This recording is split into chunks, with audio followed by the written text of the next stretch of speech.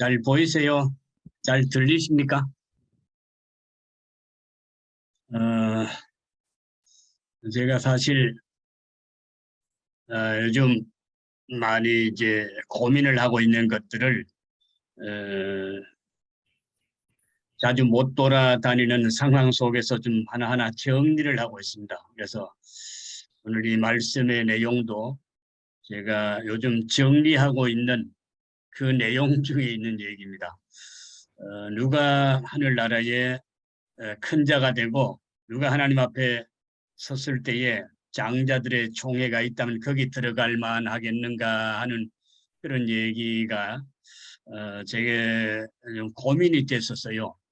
근데 오늘 말씀 아닌 그 창세기 48장 5절에 보면 그 야곱이 요셉에게 그 축복 기도를 할때 장자권에 대한 얘기가 나오는 걸 볼 수가 있어요. 내가 낳은 두 아들 에브라임과 므낫세는 내 것이라. 그래서 12지파가 가나안 땅에 들어가서 땅을 기업으로 받을 때 요셉은 장자가 되어서 두 지파 두 몫의 땅을 받게 되는데, 이 지도에 보는 대로 이 므낫세와 이 므낫세 반지파 두 군데와 에브라임 지파를 합치면 이 가나안 땅의 거의 3분의 1을 이 요셉의 두 아들이 차지하는 장자로서의 땅의 두 몫을 받는 것을 볼 수가 있어요. 그리고 또 히브리서 12장으로 가보면 히브리서 12장 22절 이하에 하늘의 그 장자들의 모임, 또 어떤 데 보면은 아셈블리, 어떤 데 보면 처치라고 되어 있는 걸 보면 하늘나라에 다 똑같이 가 있는 것이 아니라 하늘나라에도 큰 자들의 모임, 장자들의 모임이 따로 있다고 하는 그런 뉘앙스가 있습니다. 그러면 과연 우리가 하늘나라에서 다른 성도들보다가 두 몫이나 받을 수 있는 우대받는 그 큰 자들의 모임, 장자들의 모임을 우리가 생각한다면 거기에 누가 해당이 될 것인가, 그런 호기심을 우리가 가져볼 수가 있습니다. 천국의 장자들의 선택의 그 기준을 보면 아무래도 하나님의 선택이 절대적인 표준이 되겠지요. 창세기 37장 3절에 아버지 그 야곱이 요셉에게 채색 옷을 만들어 입혔다 그랬습니다. 그 아버지의 재량권이죠. 그리고 마태복음 20장 23절에 예수님 말씀하시기를 천국의 좌의정 우의정 그 높은 자리는 하나님께서 누구를 위하여 예비하셨든지 그들이 차지할 것이다, 그렇게 제자들에게 말씀하신 적이 있습니다. 그리고 로마서 9장 18절에 가면 하나님이 긍휼히 여기시고자 하시는 자를 하나님이 택하신다는 거지요. 그러니까 가장 공정하신 심판관 되신 하나님이 아무도 불평 못하게 하늘에 높은 자리가 있다면 하나님이 택하실 것이다, 그렇게 생각해 볼 수가 있습니다. 분명한 것은 하나님의 속죄의 은혜를 받은 자가 천국의 장자들의 총회에 포함이 된다는 거죠. 우리가 역사에서 보면 6월절 때에 이스라엘의 장자들에게 엄청 큰 사건이 있었습니다. 출애굽기 11장 5절이나 12장 13절에 보면 애굽 땅에 있는 모든 처음 나는 것은 왕위에 있는 바로의 장자로부터 맷돌 뒤에 있는 몸종의 장자와 모든 가축의 처음 나는 것까지 다 죽을 수 있는 그런 6월절 죽음의 천사가 치고 지나가는 그날이 있었습니다. 12장 13절에 내가 애굽 땅을 칠 때에 그 피가 너희가 사는 집에 있어서 너희를 위하여 표적이 될지라. 내가 양의 피를 볼 때에 너희 장자를 넘어가리니 재앙이 너희에게 내려 멸하지 아니하리라 그랬습니다. 이렇게 하나님의 은혜로 양의 피를 바른 그 집안에서 양의 희생 덕분에 그 장자들이 다 생명을 구한 그런 사건이 있었습니다. 그렇기 때문에 결국은 장자들은 하나님의 은혜로 양의 피 때문에, 양의 희생 때문에 내가 이제까지 살아있다 하는 그 감격이 이스라엘의 장자들에게 있을 수밖에 없다는 거죠. 그렇다면 오늘 우리도 역시 나의 나 되는 것은 주님의 은혜로 되는 것이다 하는 그 감격이 있는 사람, 그 사람이 바로 하늘나라의 장자가 될 수 있다. 그렇게 우선 우리가 생각해 볼 수가 있습니다. 그래서 우리가 모든 것이 참 당연한 것이 아니라 은혜였어 하는 것, 찬송하는 것처럼 우리의 모든 삶에서 늘 하나님의 은혜, 예수 그리스도의 십자가 구속의 은혜에 대해서 감격하는 사람, 정말로 은혜로 삽니다 하는 그 고백을 하는 사람이 당연히 하늘나라의 장자가 된다 하는 이 기본적인 생각을 해야 될 것 같습니다. 주님께서 속죄의 은혜를 내게 주셨구나 하는 그 겸손을 깔고 우리가 장자에 대한 생각을 해야 될 것 같아요. 물론 우리 주님께서 말씀하신 것을 우리가 기억해야 됩니다. 마가복음 10장 43절 이하에 너희 중에는 그렇지 않을지니 너희 중에 누구든지 크고자 하는 자는 너희를 섬기는 자가 되고 너희 중에 누구든지 으뜸이 되고자 하는 자는 모든 사람의 종이 되어야 하리라. 그렇게 낮아지는 것이 높아짐의 비결이라고 주님 말씀하셨죠. 성경에는 하나님께서 귀히 선택하실 기준들이 여러 가지 나오고 있지만 여전히 최종 선택은 하나님의 선하신 손길에 맡겨야 되고 우리 편에서 해야 될 일이 무엇일까 하는 것을 이 시간에 한번 생각해 보기를 원합니다. 토마스 칼라일의 분수론이라는 그런 얘기가 있는데요. 분수의 가치를 키우기 위해 사람들은 분자를 높이고자 욕심을 낸다는 거죠. 그래서 거기에 재산이나 학벌이나 미모나 여러 가지를 높여서 자기 가치를 키우려고 한다는 겁니다. 그러나 분모를 낮추는 것이 분수의 가치를 높이는 최상의 길이라는 게 이 칼라일의 분수론입니다. 그래서 분모가 0이 돼버리면 1이 된 분자가 무한대가 된다는 거죠. 그래서 내가 모으고 가지고 쌓는 대신에 내 자신이 낮아지고 제로가 될 정도가 되면 주님은 무한대 능력으로 내게 온전히 일하시기 시작하고 위대한 역사를 이룰 수 있다는 거죠. 그래서 위대함의 평점은 내가 겸손할 때 속죄 은혜에 감사하고 내가 하나님 앞에나 다른 사람 앞에 아무것도 아니라고 하는 이 겸손한 자세를 가질 때에 내 가치가 극대화되기 때문에 나 역시 하늘나라에서 큰 자가 되려고 할 수 있는 그것은 역시 속죄의 은혜에 감사하고 겸손할 때에 그 어떤 그 자질이랄까요, 자격이랄까요, 거기에 근접할 수 있다 그렇게 생각할 수가 있습니다. 그래서 우리가 또 다른 면에서 어떻게 이제 능동적인 면에서 우리가 정말로 해야 될 일이 전혀 없을 것인가? 능동적인 그 장작갈의 비결이 있다고 보는 거지요. 그것은 올바른 헌신 생활과 관계가 있다는 겁니다. 하늘의 장자권을 얻을 수 있는 실제적인 기준이 있다고 하는 거예요. 그래서 그걸 제가 며칠 동안 묵상을 했습니다. 연로하고 외로운 야곱에게 자주 말 친구가 되고 미주알 고주알 보고했던 그 아들 12아들들 중에 미주알 고주알 늙은 그 아버지한테 가서 얘기한 사람이 가장 큰 효자였다고 저는 생각해 보는 거지요. 그래서 우리가 생각할 때 하나님 아버지와 소통을 잘하는 미주알 고주알 기도하고 얘기 잘하는 무엇이든지 하나님 앞에 기도할 줄 아는 그 사람이 하늘의 큰 자가 아닌가 생각을 해봅니다.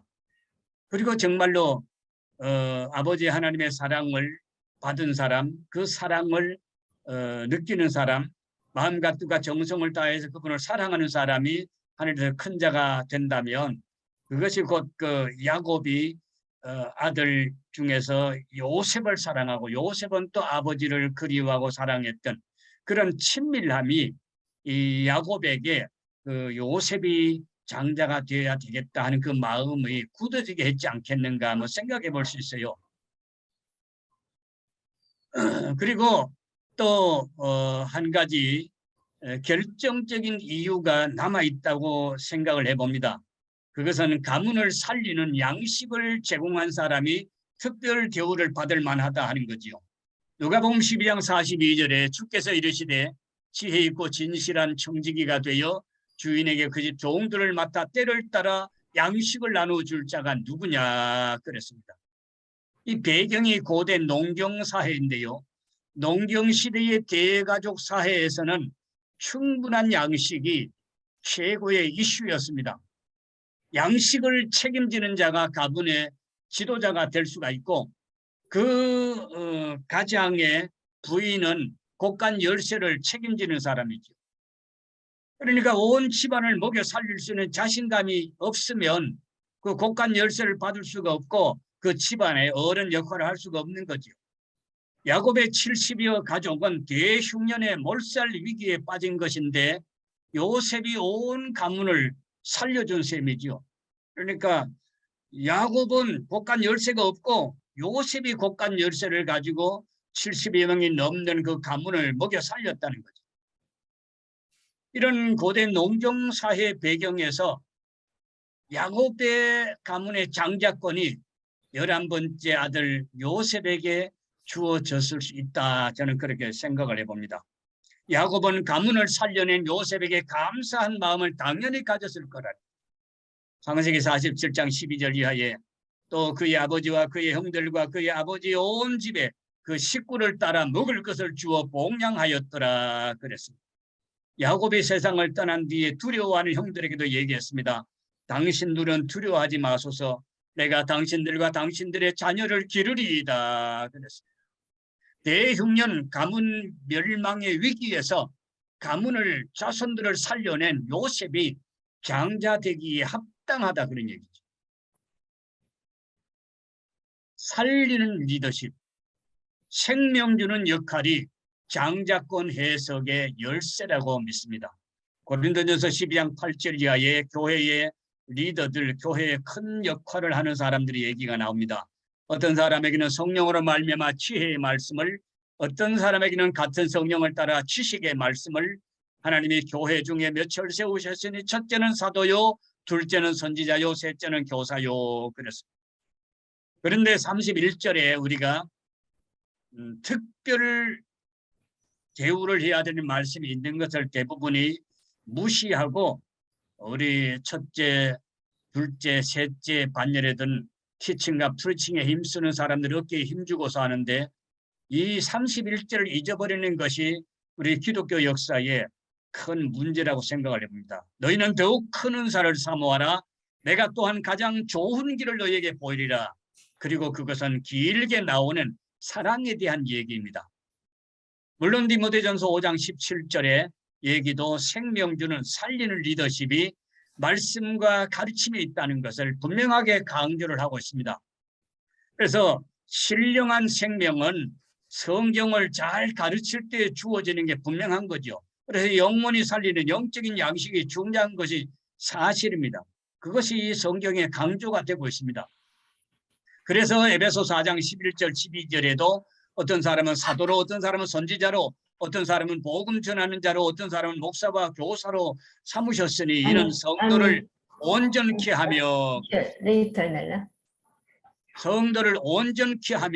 그랬는데 그 다음에 이 봉사에 대한 얘기가 해석자에 따라서 이것이 뒤로 가기도 하고 이것이 잘못 해석이 되는 경우가 있습니다. 그러나 저는 우리 개역 성경에 있는 대로 이렇게 얘기합니다. 성도를 온전하게 하며 봉사의 일을 하게 하며 그리스도의 몸을 세우려 하심이라 그랬습니다. 여기에서 분명하게 기억해야 되는 것은 티칭과 프리칭이 강조가 됐는데 또다시 봉사의 일, 조금 전에 고린도전서 12장에서 나왔던 그 사랑에 대한 얘기가 또 나오고 있고 그것이 그리스도의 몸을 세우려 하는데 결정적인 역할을 할 수 있다는 것을 여기 보여주고 있습니다. 뿐만 아니라 로마서 8장 19절 20절 이 생태계의 회복에 대한 얘기까지도 이 하늘의 장자들 하나님의 아들들이 역할을 해야 된다는 것이 성경에 분명히 기록이 되어 있어요. 피조물이 고대하는 바는 하나님의 아들들이 나타나는 것이니 피조물이 허무한데 굴복하는 것은 자기 뜻이 아니요 오직 굴복하게 하시는 이로 말미암음이라 그랬습니다. 하나님이 창조하시고 보시기에 좋았던 세상을 장차 망할 도시로 생각하고 자연 생태계 훼손을 방치하는 세계관을 우리가 벗어나야 되는데 성도들이 살기에 좋은 세상으로 회복하려는 그 생태계의 회복에 대한 노력도 함께해야 그게 살리는 리더십을 가진 그 하늘나라의 장자다운 그런 지도자가 아니냐 그거죠. 그걸 우리가 한번 또 생각해 볼 필요가 있다고 봅니다. 하늘의 장자권이 안수받은 목회자나 티칭과 프리칭에만 힘쓰는 사람에게 속했느냐, 그거는 또 다시 한번 생각해 볼 필요가 있다고 생각합니다. 우리가 당시 사도들의 모범을 잘 따른다면 이 문제에 대한 해석도 우리가 달라질 수 있다고 생각을 합니다. 제자들에게 그 봉사할 수 있는 그 기회가 너무 벅차니까 이 봉사의 부분, 사랑의 실천 부분, 이 구제의 부분들은 7사람을 택해서 그들에게 위임을 한 것이지 제자들이 사도들이 그것을 무시한 게 아니라는 거죠. 사도행전 6장 3절 4절에 말씀합니다. 형제들아 너희 가운데서 성령과 지혜가 충만하여 칭찬받는 사람 7을 택하라. 우리가 이 봉사의 일을 그들에게 맡기고 우리는 오로지 기도하는 일과 말씀 사역에 임쓰리라 하니 그랬습니다. 초대교회가 귀한 사역을 했는데 장자 같은 사도들이 티칭과 프리칭에 헌신한 것은 사실입니다. 그런데 너무 교인들이 많아지고 바빠지니까 그 봉사의 일을 일꾼을 세워서 따로 맡긴 것이지 사도들이 티칭과 프리칭만 귀하게 여긴 게 아니라는 거지. 그래서 사도행전 4장 34절에는 그들이 열심히 목회하고 리더십을 발휘한 결과 그 교인들 가운데 예루살렘 그 큰 수만 명의 교인들 가운데 가난한 사람이 없으니 그랬습니다. 이는 밭과 집 있는 자는 팔아서 그 판 것의 값을 가져다가 사도들의 발 앞에 두매 그들이 또 7사람들과 의논해서 각 사람의 필요를 따라 잘 나누어 주었기 때문에 이 가난 문제가 일찍이 해결된 공동체가 됐다는 거지요. 이것은 바로 요셉의 창고를 예루살렘 초대교회가 가지고 있었다는 얘기가 되는 겁니다. 사도 바울은 에베소 4장 11절 12절에서 교회의 가장 귀한 은사를 설명한 뒤에 가장 좋은 길 사랑을 제시했습니다. 그것이 바로 천국에서 큰 자가 되는 비법이라는 거죠. 그래서 말씀, 지칭과 프리칭도 중요하지만 사랑의 실천도 중요하다. 그것이 천국에서 큰 자가 되는 비결이다.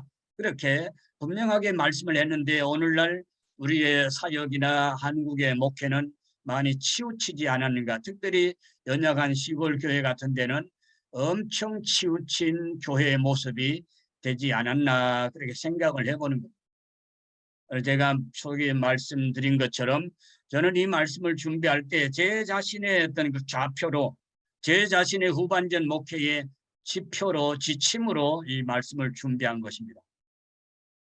히브리서 13장 16절 이하에 오직 선을 행함과 서로 나누어 주기를 잊지 말라. 하나님은 이 같은 제사를 기뻐하시느니라. 너희를 인도하는 자들에게 순종하고 복종하라.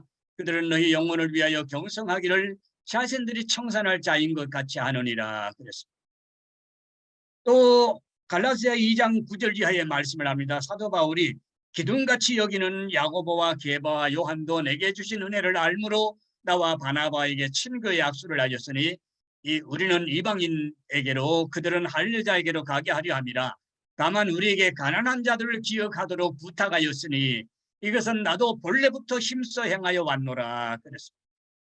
이 사도들 그룹이 열심히 티칭과 프리칭을 했는데 잊지 않고 필수 과목으로 실천했던 것이 바로 가난한 자들을 기억하는 것입니다. 누가 하늘나라의 큰 자인가? 살리는 사역을 하는 사람들인데 영혼만 살리는 것이 중요하다고 오직 말씀, 오직 성경하는 것이 아니라 육신의 삶도 가정적인 삶도 중요하다고 그들의 가정을 살려주고 육신도 살려주는 그런 리더십도 가졌다는 것을 우리가 절대 지나쳐서는 안 된다고 생각합니다. 그래서 우리가 고린도전서 13장 13절의 말씀 믿음, 소망, 사랑 이 세 가지는 항상 있을 것인데 그중에 제일은 사랑이다. 이 말씀에 대해서 근거를 확실히 가지고 증거하기가 참 쉽지 않지요. 그럼 누가 하늘나라에서 제일 높을 것이냐? 사랑을 많이 실천한 자가 하늘나라에서 1등 공신이 될 수 있다는 거죠. 그 중에서도 정승의 가슴을 가졌느냐, 판서의 가슴을 가졌느냐, 도지사의 가슴을 가졌느냐, 동장의 가슴을 가졌느냐, 거기에 따라서 하늘나라의 자리가 큰 자리가 있다면 그것이 판가름 날 수 있다고 생각을 해봅니다. 구원의 확신이라는 것도 우리가 알기로는 교리를 철저히 배우고 교리 공부를 많이 하면 구원의 확신이 오는 것 같지만 성경은 다른 면에서 또 증거하고 있어요. 요한일서 3장 14절 또 18절 19절에 보면 사랑의 실천을 제대로 할 때 구원의 확신이 온다고 분명하게 가르치고 있는데 어떤 분들은 이 교리 문제로 일생을 떠들다가 또 상처를 주고받다가 끝내는 분들도 있는 것 같습니다. 지나친 교리의 집착은 이념인지 그것은 성경이 아닌 것 같아요. 말과 혀로만 사랑을 하는 것이 아니라 행함과 진실함으로 사랑을 실천해야 되고 이로써 우리가 진리에 속한 줄을 알고 그런 말씀이 요한일서 3장 18절 19절에 나오지 않습니까? 그러니까 구원의 확신을 가르치려면 사랑의 실천 현장에 자주 끌고 다녀야 구원의 확신이 생긴다는 건데 오늘 우리는 교리 공부에 평생을 붙잡고 구원이 됐느니 안 됐느니 논란에 빠뜨리고 있는 그런 우를 범하는 게 아닌가 그런 생각을 해봅니다. 간디도 그런 얘기했지만 제가 하나를 더 붙여서 인류의 오적을 만들어 보았습니다. 불공정과 궁핍과 불행의 원흉이 되는 이 사탄이 이것을 우리 사회에 세계에 퍼뜨리고 있다고 보는데요. 가난이나 무지나 질병이나 또 전쟁이나 불신앙 이런 것들이 우리 인류 사회를 망치는 마귀가 심어놓은 그런 5가지의 참 문제 구덩이다 그렇게 생각을 해볼 수가 있습니다. 그런데 예수님께서 놀라운 소식을 선포해 주셨어요. 도둑이 오는 것은 도둑질하고 죽이고 멸망시키려는 것뿐이요 내가 온 것은 양으로 생명을 얻게 하고 더 풍성히 얻게 하려는 것이다. 제가 신학교 다닐 때 사형리 책을 처음 접하고 이 요한복음 10장 10절이라는 말씀이 성경에 그동안 있었는지 제가 잘 기억을 못했는데 사형리에 이 말씀이 나오는데 제가 감이 안 잡히는 게 이 풍성히 얻는다는 생명을 풍성히 얻는다는 얘기가 뭔지를 알 수가 없더라고요. 지금도 풍성한 생명이 무엇일까를 연구하는 현재 진행형 중에 있습니다. 왜냐하면 제가 어렵고 힘든 처지에서 예수를 믿었지만 풍성한 삶이라는 게 영 감에 잡히지 않는 그런 추상적인 개념 같았습니다. 그런데 과연 이 풍성한 생명이라는 게 추상적인 개념이고 하늘나라에 가서만 우리가 체험할 수 있는 그런 내용일까요? 사탄이 우리에게 공격하는 것이 추상적인 것이 아닌 것처럼 주님이 주시는 풍성한 생명도 추상적인 게 아니라고 믿습니다. 그거를 실천하는 게 장자들의 사역이 아닌가 저는 그렇게 생각을 해보는 거죠. 풍성하고 충만한 생명, 그 구원의 생명을 주신 분이 하늘나라의 장자로 우리에게 하나님의 맏아들로 오신 예수 그리스도다 하는 거죠. 예수님이 하나님의 장자이시고 우리는 사실 입양된 하늘나라의 자녀일 뿐이죠. 그래서 우리가 하나님 아버지의 성품을 배워가면서 성경 속에서 성령의 인도 속에 닮아가도록 이렇게 성경 공부를 하고 성령 인도를 받는 거지요. 그런데 분명한 것은 성경에 예수님이 그 많은 형제 중에서 맏아들이 되도록 하나님이 예수님을 이 땅에 보내셨다는 거잖아요. 로마서 8장 17절 29절을 보겠습니다. 자녀임은 또한 상속자 곧 하나님의 상속자요 그리스도와 함께한 상속자니 우리가 그와 함께 영광을 받기 위하여 고난도 함께 받아야 할 것이니라. 하나님이 미리 아신 자들을 또한 그 아들의 형상을 본받게 하기 위하여 미리 정하셨으니 이는 그로 많은 형제 중에서 맏아들이 되게 하려 하심이라 그랬습니다.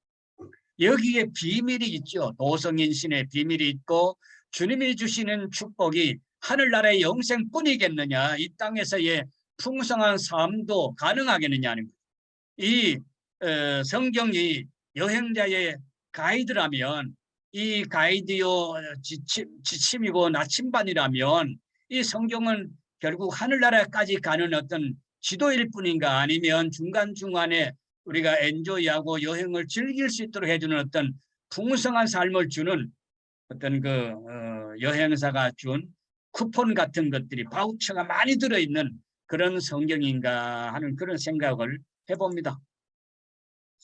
중간 정리를 하면요, 일시적인 장자는 요셉 자손이 맞았습니다. 가장 넓은 땅을 차지했던, 두목 이상을 차지했던 에브라임과 므낫세가 야곱의 장자가 된 게 사실이죠. 그런데 불순종의 북이스라엘의 대표로 에브라임이 지칭이 되다가 결국은 주전 722년 아수르에 의해서 멸망을 당하고 분산되고, 결국은 이스라엘의 민족 정체성을 잃어버린 이 10지파가 되고 증발된 지파가 됐죠. 그래서 망신당한 장자인데 결국 하나님이 이 장자를 잘못 세운 거냐, 야곱이 잘못 세운 거냐, 그런 생각을 해봅니다. 그래서 새로운 마카베 시대의 그 지도에 보면 이 10지파의 모습은 없고 그 아들들 중에는 유다 지파가 남아있는 것을 볼 수가 있어요. 그럼 진정한 장자가 누구냐? 에브라임과 므낫세는 사라졌고, 그럼 진정한 이스라엘의 장자는 누구냐는 거죠. 그래서 아까 본문 말씀 역대상 5장 2절 말씀 속에 보면 유다에 대한 그 애틋한 미련이 그 성경에 남아있는 걸 볼 수가 있어요. 어쨌든 제가 볼 때는 유다 지파의 열쇠가 있습니다. 왜냐하면 유다 지파의 구세주 예수님이 나셨기 때문에 그렇습니다. 미가서 5장 2절에 에브라다 유다의 참 우리를 다스리는 왕이 오신다는 얘기가 거기에 소개가 되고 있는데, 그것은 이미 다윗 왕조가 한참 계속이 되고 거의 망할 다윗 왕조 시대에 그 얘기가 새삼 나온 거 보면 구세주 예수님에 대한, 메시아에 대한 얘기가 분명한 거죠. 요셉의 사건 속에 나오는 그 유다의 애절한 탄원이 돋보였는지 그가 장자가 될 뻔한 내용이 이미 아까 읽은 본문 말씀이 나옵니다. 근데 여기에 왕조를 낳은 유다의 탁월함이 이미 인식이 되어 있었어요. 그 유다의 탄원 속에 자기 희생적인 탄원이 있습니다. 가문을 위해서, 아버지의 마음을 위해서 자기가 희생돼야 되겠다, 십자가를 져야 되겠다, 나와 내 자식이 감옥에 들어가야 되겠다, 그런 자세가 이 유다의 DNA 속에 들어있었다는 거죠. 그리고 그 후손이 다윗 왕이 되었고, 다윗 후손 중에 예수님이 세상의 구세주로 오신 것입니다. 그래서 로마서 7장 29절에 예수님은 하나님의 맏아들처럼 되어 자신의 몸을 성도들의 영생의 양식으로 주시고 우리 성도들의 맏형이 되었다, 그렇게 성경이 증거하고 있어요. 그래서 예수님과 요셉과 또 장자들의 특징이랄까요, 공통점을 정리해 보면 이 예수님이 유다 지파에서 오셨고, 또 예수님은 하나님과 늘 대화하시고 기도에 친밀함을 가지셨고, 이분은 전인적인 구원, 영혼을 살리고 정신도 살리고 육신도 살려주는 사랑과 힐링의 사역을 하셨어요. 그리고 요셉도 아비 야곱과 사랑과 대화의 친밀함을 가졌고 온 가문을 살리고 열방을 살리는 요셉의 창고를 가지고 있었습니다. 그럼 우리가 하늘나라의 장자교회 멤버가 되려고 하는 그런 꿈을 가진 사람이라면 당연히 속죄의 감격으로 겸손과 희생으로 주님과 기도에 힘쓰는 그런 성도가 돼야 되지요.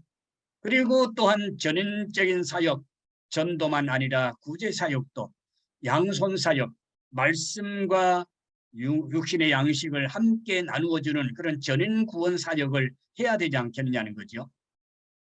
이 정리를 우리가 한번 잘 생각을 해볼 필요가 있습니다. 그래서 예수님처럼 요셉처럼 장자권을 가진 통전적인 목회자, 전인적인 선교 사역자가 돼야 되지 않느냐, 그거지요. 무엇이 더 귀하다, 물론 우선적인 게 있지만 그러나 등한시에서는 안 되는 통합적인 통전적인 사역이 우리에게 분명히 주어졌다는 거죠. 그런데 우리는 종종 이제 강조하는 오직 예수 복음이면 충분합니다. 뭐 이런 얘기를 하는 설교자들 앞에 주눅이 들어요. 나는 괜히 엉뚱한 생각을 많이 하고 있는 건가? 나도 그냥 오직 예수만 전하는 사람이 되어야 되는가? 오직 예수만 전하고 복음만 전하다가 가도 후회가 없겠는가? 그런 생각을 하는데 제가 하나의 생각을 했어요. 우리의 사역은 종합병원의 사역이어야 되지 왜 우리가 산부인과만 사역을 하라는 거냐. 왜 저분들은 설교할 때 산부인과에서 아기가 태어나니까 아기를 임신한 분들을 또 10달 동안 케어해주고 아기를 낳으니까 산부인과가 최고라는 저 얘기만 자꾸 하는가. 하나님의 병원에서 하나님은 정말로 산부인과만 편애하실 것인가. 그런 연관성을 가지고 우리가 중생만 얘기하는 거듭남만 강조하는 그런 어떤 분들을 한번 생각해 보자고요. 그게 과연 옳은 얘기냐 하는 거지요. 산부인과에서 많이 출생해도 사람들이 산부인과에서는 잘 안 죽지요. 몇 명 안 죽어요.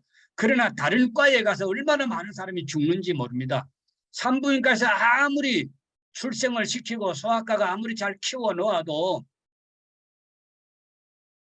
외과에서 많이 죽고 정형 외과에서 많이 죽고 그렇지 않습니까? 그러니까 통전성을 가져야 되는 것이지 우리가 한쪽에 치우치는 것은 옳지 않다 하는 생각을 해봅니다.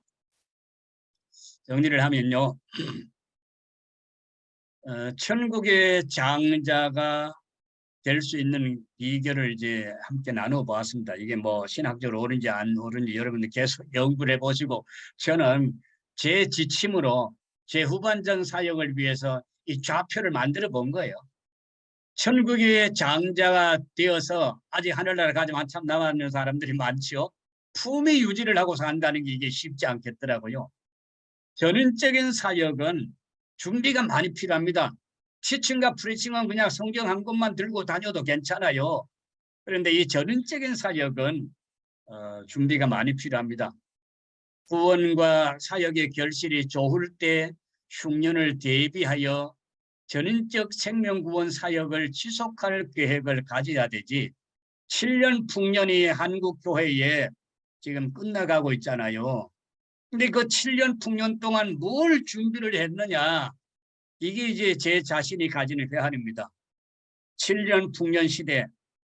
제가 한때는요. 400% 보너스까지 오더라고요. 400% 보너스를 선교사가 받은 일도 있었어요. 한 1년인가 2년인가는. 근데 그 풍년 시대에 제가 제대로 못했다는 거예요. 그래서 지금은 한국교회가 흉년이 들기 시작했습니다. 제 선교제도 흉년이 들기 시작했어요. 그런데 아직도 해야 될 일을 많이 보이고 있습니다. 그러니까 여기 뭐 우리 네팔 목사님 앞에 제가 이런 얘기하면 안 되지만 제가 이제 나이가 많은 축에 들고 은퇴를 준비하면서 생각하니까 아차 이 얘기는 내가 아직 젊어서 기고만장한 젊은이들에게 분명히 얘기해 줘야 되겠다. 세월은 빠르다는 것. 세월은 엄청 빨라서 우리가 7년 풍년이 빨리 끝날 수 있다는 것을 생각하고 후반전의 사역이 흉년이 온다 할지라도 내가 정말로 하나님께 받은 이 사명을 제대로 감당하기 위해서 준비를 제대로 할 것인가 그걸 준비하자는 거예요. 요셉은 경영자를 세워서 전국에 이 7년 풍년 때 경영자를 세워서 대책을 세우라고 바로왕한테 얘기를 했고 네가 해라 그렇게 이제 책임을 맡은 거잖아요. 누가 보면 14장 28절에 보면 예수님 말씀 가운데 망대를 세우는 자가 견적을 해보라는 얘기가 나오고요. 전쟁을 하러 가는 자가 2만의 군대를 가지고 저쪽에 4만과 싸워서 이길 수 있겠냐. 견적을 빼보고 예측을 해보고 미리 대비를 해라 하는 말씀이 분명히 있습니다. 그래서 예수님이 섭리자이시기 때문에 경영에 대해서 탁월한 지혜를 가지고 복음서의 말씀을 주셨어요. 그런데 우리는 경영을 너무 무시한 채로 경영학적인 면에서 예수님 말씀을 연구하지를 못했기 때문에 우리 선교사들이 주의 종들이 후반전의 사역에 대한 대비를 안 하고 7년 풍년을 즐기다가 7년 흉년 속으로 들어간다 그 얘기입니다. 이건 제보고 얘기하는 거지 다른 분들을 내가 질책하는 건 아니니까 너무 신경을 쓰지 마세요. 그래서 우리는 공동체 선교를 위해서 재생산과 확장을 계속하는 그 사역을 위해서 7년 풍년대 알찬 준비가 필요하다는 것이고 삼겹줄처럼 내 혼자의 사역이 아니라 현지인들과 더불어 하든 선교사들이 뜻을 모아서 하든 우리가 어떤 공동체 사역의 터전을 만들지 아니하면 내 자신도 낙동강고 오리알이 될 수 있다는 것을 우리가 기억을 해야 돼요. 왜냐하면 선교 환경이 엄청나게 변화가 되고 있습니다. 이 문제를 앞두고 정직하게 기도해야 되지. 나는 하늘나라의 기쁨이 가득한데 내 처자식은 지옥을 헤매고 있으면 이건 정직한 기도가 아니잖아요. 솔직하게 우리가 풍성한 삶을 꽉 찬 원이라고 생각할 때 내가 어떤 분야에서 풍성한지 그거를 한번 지표를 짚어가면서 한번 그려보면 아직도 나는 찌그러진 거지 풍성한 삶이 될 때까지는 참 한참 멀었구나 하는 그런 생각을 해볼 수 있다는 거예요. 풍성한 복이 넘치는 장자의 집을 만들어서 남매들을 도와야 됩니다. 우리 이웃들, 친척들을 도와줘야 된다는 거지요. 저는 기복주의를 공격하는 사람 보면 저 사람은 한번 가난해 봐야 돼 이런 생각이 딱 속에서 치밀어 올라옵니다. 왜냐하면 사실 우리 이 동이족이 만든 이 복이라는 복복자라는 말은 왼쪽에는 이 볼시자는 하나님이 위에서 본다는 하나님 임재의식을 가르치는 거거든요. 하나님의 임재의식 속에서 한 가족이 입에 가득한 음식을 물고 전답을 내다보는 그 모습을 이 복이라고 표현한 것이 우리 조상 동이족이 만든 상형문자입니다. 그래서 우리가 이 전인적인 복을 나누는 게 왜 기복주의냐고요. 기복주의가 좋은 거지요.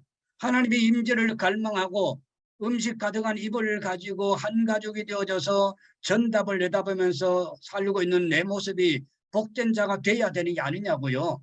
좋은 땅에 씨를 뿌려서 30배, 60배만 거두는 게 아니라 100배를 거두어서 남는 것은 가난한 나라에 보내주는 그래서 경주의 채부자처럼 사방백리 안에 가난한 사람 굶어 죽는 사람 하나도 없게 해라. 그렇게 유언할 정도가 되면 진짜 복받은 사람 아니겠느냐 하는 겁니다.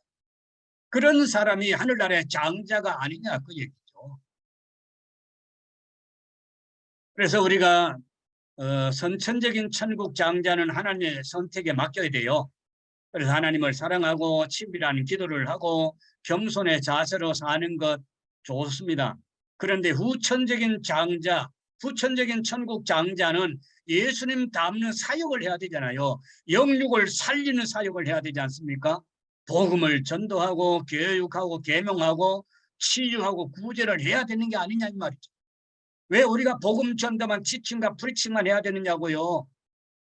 더 큰 사랑의 실천도 하고 더 큰 봉사를 통해서 그리스도의 몸을 이루어 가야 되지 않겠느냐 하는 겁니다.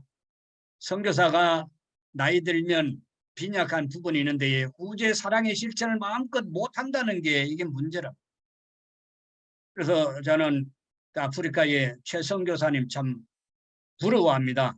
아들과 함께 선교를 마음껏 하잖아요. 그래서 우리는 평신도 선교단체와 또 자녀와 팀워크가 되어서 마음껏 선교하고 미래를 잘 준비하면 좋겠다 그런 생각을 해봅니다. 제가 여기에 이제 나무를 어제 그렸습니다. 천국 장자는 통전적 사역자, 열매가 있는 사역자단 말이죠. 그런데 내면의 그 생명력은 하나님과 친밀하고 겸손한 기도자. 천국의 장자는 두 가지인데 나무 뿌리는 겸손과 하나님과 친밀성으로 연결된 기도자입니다. 그런데 열매는 나무가 무성한 것은 통전적인 사역이 무성해야 된다고 그렇게 저는 믿습니다. 이제 결론입니다. 사역자는 영적인 은사, 육적인 건강, 재정 능력이 절실합니다. 영적 은사, 육적 건강, 재정 능력이 세 가지는 항상 있을 것인데 가장 실용적인 것은 재정 능력이고 가장 소중한 것은 영적인 은사이죠. 고령화 시대에 들어가니 은퇴 전에 재정팀을 충분히 확보하는 기도, 공부, 지혜가 필요합니다. 왜냐하면 은퇴 후에 영역과 자존감이 약화되어 급격한 신분의 권위가 약화됩니다.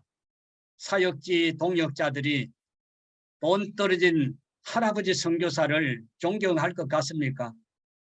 특별히 필리핀 사람들은 그러지 못할 것 같아요. 한두 번은 봐주겠지요. 그래서 우리는 미래의 사역을 위해, 후반전 사역을 위해서 대비하는 지혜가 필요하다는 거죠. 빈손으로 설교하러 가거나 빈손으로 강의하러 가기가 참 힘드는 그런 시대가 다가오는 그런 연로한 선교사 동역자들이 없었으면 좋겠다, 그런 생각을 해봅니다. 그래서 선교사 품위 유지비가 많이 들어가는데 특별히 은퇴하고 노령화 되어지면 이게 더 큰 문제가 될 수 있다고 생각해요. 그렇기 때문에 우리는 평소에 요셉의 7년 풍년 시대 같은 젊은 선교 시대에 공동체를 준비해서 끝까지 충성할 수 있도록 끝까지 교육, 선교, 티칭과 프리칭과 또 헬핑 잘할 수 있는 우리 선교사가 되도록 잘 준비하는 우리 모두가 될 수 있기를 주의 이름으로 축원합니다. 아멘.